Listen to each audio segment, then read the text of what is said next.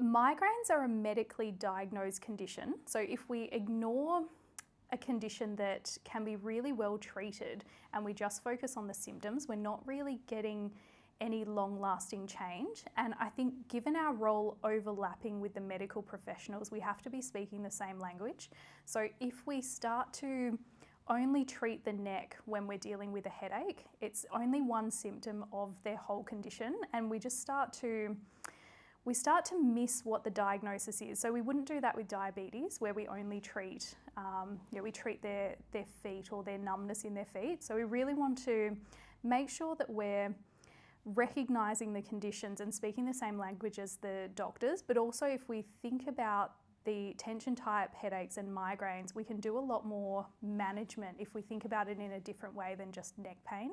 So a lot of tension type headache management we already do really well as physios. So we already address their stress, their lifestyle factors, their musculoskeletal impairments, but migraine is a different kettle of fish. So if we're trying to do neck manipulation on a migrainer, we can make them vomit. So it might not have the same effect, and we're not considering that it's a centrally driven condition. So we can have some effect, but often it just ends up the patient's not responding and we're at a loss. The patient feels like they've exhausted all their options. Whereas tension type headaches, we generally treat really well, but we don't realise we're treating them.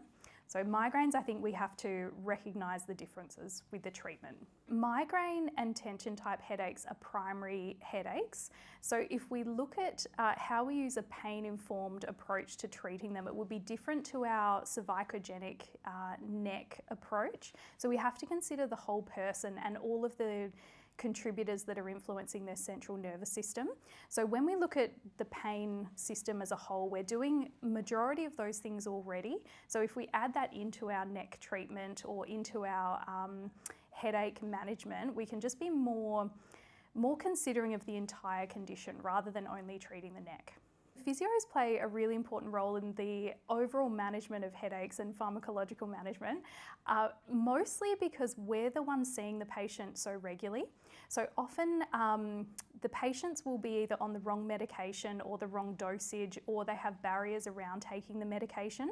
So we have a really important role in their ensuring that they're taking the medications correctly, and when it's not working, that we get reviews with the medical professionals. So we're almost their coach or their cheerleader, as well as managing their lifestyle factors and other musculoskeletal impairments. But I think because we're so regular with our interactions with the patients and we track their progress more closely than some of the medical professionals, I think we have a really important role.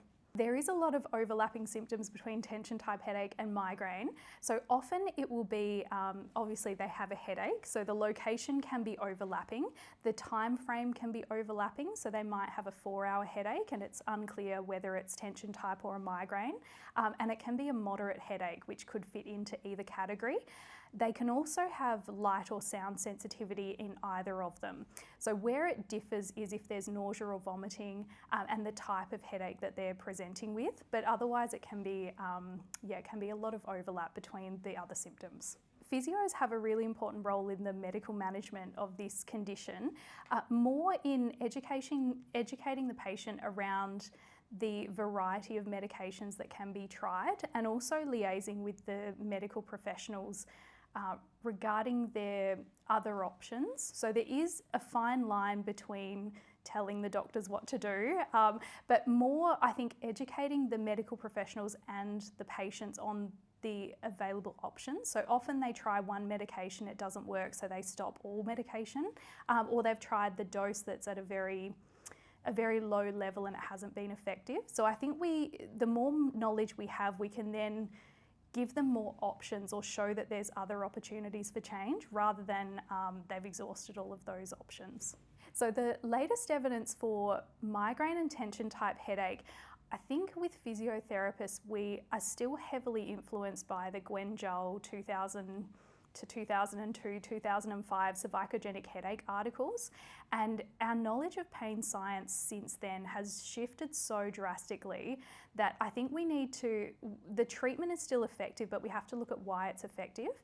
So looking at the more recent research around International Headache Society and their diagnostic criteria for migraine and tension type headache, you'll then see the overlap with possibly what we thought was cervicogenic headache, but now we have a better understanding of the interactions.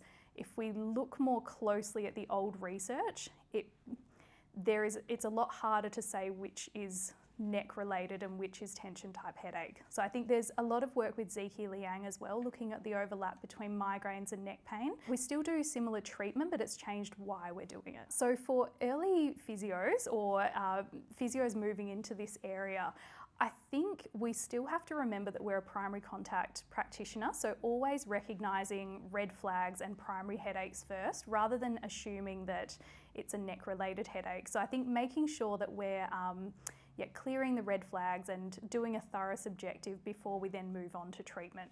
So I think that would be the best tip, and then just asking for help or watching other physios as well, getting into the mentoring programs are really helpful. And then there's such overlap between neurology, pain science, musculoskeletal.